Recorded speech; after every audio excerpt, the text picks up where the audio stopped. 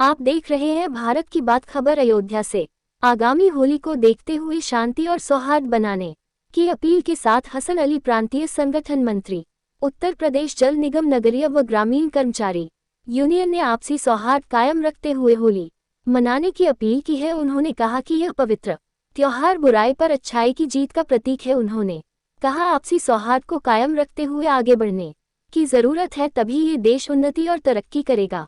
उन्होंने कहा कि आज हमारे छोटे भाइयों और बच्चों को ये जानने की जरूरत है कि हम होली क्यों मनाते हैं, इसका क्या मकसद है। हसन अली ने होली का मकसद और होली क्यों मनाई जाती है ये भी बताया और कहा कि यह पवित्र त्योहार है, इसको हम सबको मिलजुल कर मानना चाहिए, यही मेरे देश की खूबसूरती है। आइए सुन लेते हैं हसन अली ने मीडिया से बात करते हुए होली के शुभ अवसर पर क्या संदेश दिया है।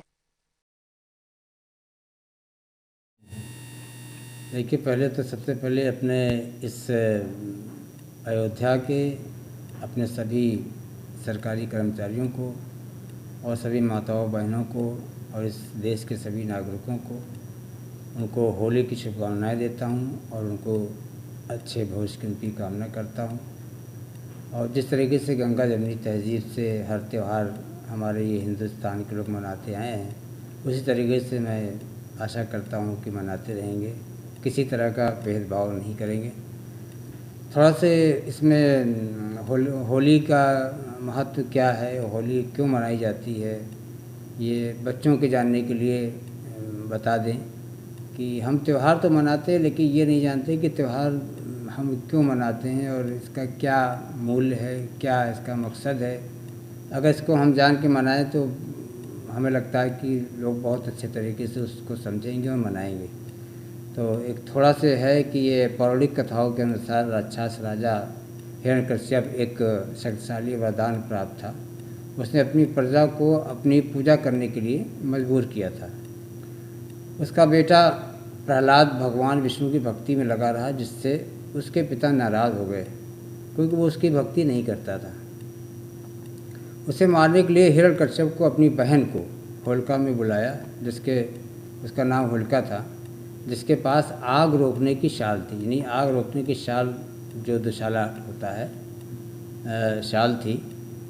और उसने जो है उस दिव्य शाल को उसकी चिता पर लेकर के जब उसको आग लगाई गई, होलिका स्थानांतरित किया गया, तो वो शाल वो लेकर के जब उसके ऊपर बैठी तो वो शाल स्थानांतरित हो गई, यानी हवा में वो हो गई। और जब वो हवा में स्थानांतरित हो गई तो होलिका की आग की लपटें जो थी वो जलकर भस्म हो गई। और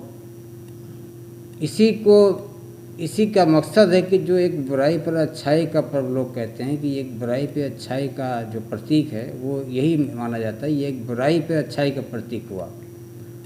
और हिंदू होलिका के पुतले जलाते हैं इस विजय का प्रतीक है। इसलिए समृद्धि कामना करता और एक नई शुरुआत की, जो एक हम नई शुरुआत करते हैं उस डर को ये दूर करता है। तो हमें ये लेना चाहिए कि जो भक्ति में आपको रोके तो वो बुराई है। उस बुराई पर किसी ने अगर इस तरह से उसने वो किया और वो शाल भस्म हो गई तो ये बुराई पर अच्छाई का प्रतीक है। कहने का मकसद मेरा ये। तो मैं यही आशा भी करता हूँ और अपने सभी नागरिकों से और अपने बच्चों से यही बताना चाहता हूँ कि हर त्यौहार जो है आपका बहुत ही महत्वपूर्ण है और इसको बहुत ही अच्छे तरीके से मिलजुल करके मनाएं और अपने एक अच्छा हिंदुस्तान की जो एक छवि पूरे वर्ल्ड में है उसको दें और इसी से देश आगे चलेगा और विकास करेगा। मेरा नाम हसन अली है, मैं प्रांतीय संगठन मंत्री उत्तर प्रदेश जल निगम नगरीय एवं ग्रामीण कर्मचारी यूनियन।